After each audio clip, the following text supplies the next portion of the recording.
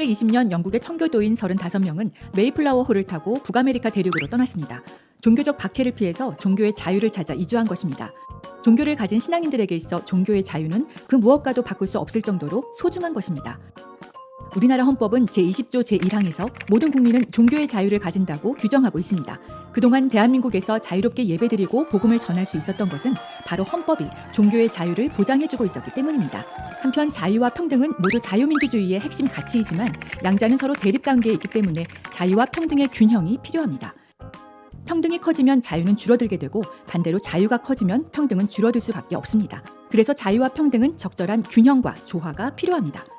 그런데 평등법은 평등을 과도하게 보장하기 때문에 자유와 평등의 균형을 파괴합니다. 즉 지나친 평등의 보장은 자유를 박탈하는 결과를 가져오게 되는 것입니다.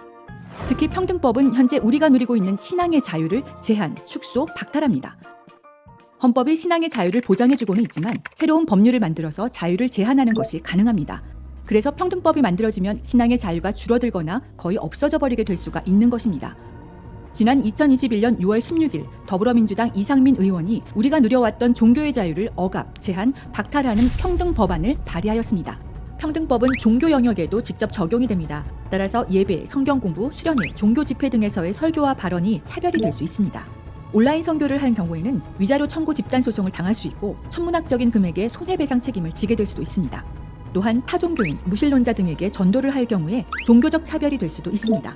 뿐만 아니라 교회가 신천지, 이단 등의 출입을 금지하는 현수막이나 벽보를 게시하는 경우 차별, 즉 분리, 구별, 제한, 배제, 거부 표시 또는 조장 광고가 될 수도 있습니다.